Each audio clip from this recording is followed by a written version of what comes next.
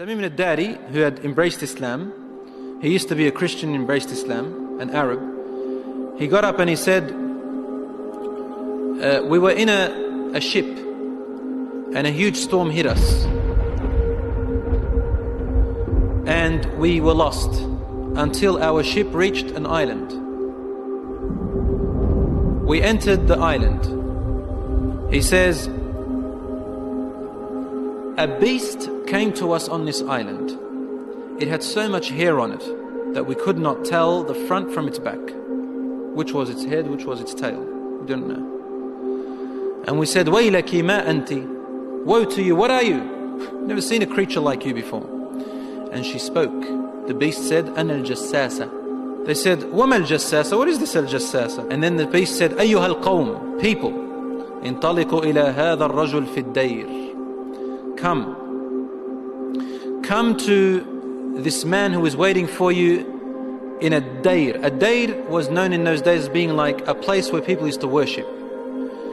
And he said, there is a man who is waiting for your news anxiously. They said, we ran away from the beast immediately thinking it was a jinn. We entered this hut that was set for worship. And suddenly we saw in front of us a person, a man who was the biggest in build that we have yet to have seen. His arms were wrapped to his neck with chains like this. And his head and arms were also chained together to his knees, to his legs, like this. So you can just look up, and he's chained up really well, couldn't move. We said, what are you? And he said, you are able to hurt me because I'm chained up. So it's my right to ask, who are you first? They said, very well.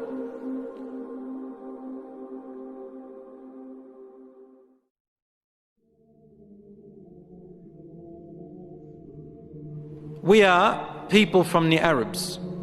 We set sail in our ship and a storm hit us until we became lost and landed on this island. We came to this island and we found this beast that came to us that had so much hair on it, and it led us to you. They said, we got afraid of this man and we didn't feel safe around him. However, the man said to us, tell me about the palm trees of Baysan. Baysan is a city in Jordan. He wanted to know whether there were palm trees planted in there a lot. We said, what do you exactly want to know about Baysan in Jordan? He said, I ask you, are there more palm trees and have they be filled with dates or not yet? They said, yes, it is full of palm trees and full of dates. More than many other places in what we know. He said, soon its palm trees and dates will become scarce. Will no longer give fruits. Today, really, in Jordan, dates are scarce now. It used to be in history, abundance. Now listen. He said, now explain to me about Buhayra Tabaraya. You know what Tabaraya is? Which ocean, which sea that is? Okay, the Tabariya Sea. It's also close to Sham. They said, what do you want to know about it? He said, does it have water in it? They said, yes, there's lots of water. He said, soon its water is going to go away. It's not going to exist anymore. And truly today, the water has gone drier than before. Then he asked them, he said, tell me about Zaghar fountain. Zaghar fountain, probably about 3 days journey if you wanted to walk away from Jerusalem, Bayt al-Maqdis, that's where that fountain is. So basically in what we call Israel today. They said, what do you want to know about this fountain? He said, well, is there a large fountain and do people plant a lot of vegetation around it and it gives a lot of water yet? They said, yes, it's got a lot of water and its people plant a lot. Tell me about a prophet who is ummi, who is illiterate, cannot read or write. What has he done? They said he has come out in Mecca and now he lives in Yathrib, in Medina. He asked them, have his people fought him? They said yes. He said, what did he do? They said he was driven out by his own people. But he went to another Arab, the Yathrib people and those who embraced Islam with him, and they obeyed him. This man said to them, really? Has that really happened? They said yes. He said, أَمَا إِنَّ ذَاكَ خَيْرٌ لَهُمْ أَن يُطِيعُوهُ. He said, behold, it is better for those people who obey him to keep on obeying him.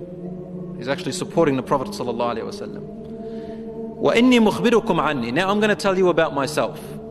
إِنِّي أَنَا الْمَسِيحِ. I am Christ. Isa alayhi salam. وَإِنِّي أُوشَكُ أَن يُؤْذَنَ لِي فِي الْخُرُوجِ فَأَخْرُجْ. He said, now very soon, based on the signs you've showed me, I'm going to be given permission to leave and I'm going to come out. فَأَسِيرُ فِي الْأَرْضِ. I will walk throughout the land. فَلَا أَدَعْ قَرْيَةً إِلَّا هَبَطْتُهَا فِي 40 لَيْلَةً. He said, there wouldn't be a village or a city or a place on earth except that I would have reached it. All in 40 days. The whole world in 40 days. غَيْرَ مَكَّةَ وَطِيبَةَ. All except two places, Mecca and Tiba, Medina. فَهُمَا مُحَرَّمَتَانِ عَلَيَّ كِلْتَاهُمَا. He said, they are both forbidden for me to enter. Now when we say he enters, it means he conquers, takes over. He owns it. كُلَّمَا أَرَدْتُ أَنْ أَدْخُلَ وَاحِدٍ. He goes, every time I wanted to come into one of them, an angel will stand guard holding a sword, and he will prevent me from entering Mecca and Medina.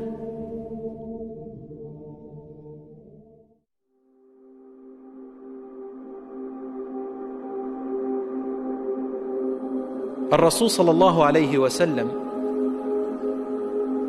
started grabbing his stick and sort of he put it close to his hip, sallallahu alayhi wa sallam, and then he began to hit the ground with it like this. But he was sort of tense, sallallahu alayhi wa sallam. Something very important. He was really tense about it, and he hit the floor and he said, "Ala hadhihi tiba." Behold, everyone, this is Tiba. Meaning he's pointing, this is Medina. He's in Medina, he's saying, this is Tiba, which you are in right now. He said, didn't I tell you that this man will come out and not be able to enter this land? They said, yes, Ya Rasulullah, because he had told them a lot about it before. He said, the hadith of Tamim al-Dari, wallahi, amazed me as he told me about him. Because it's the same as what I used to tell you about Mecca and Medina. Behold, dajjal is somewhere near the oceans, on an island somewhere towards the east of Medina. Somewhere there, he said, in one of those oceans. Min qibal al-mashriq ma hu, towards the east somewhere.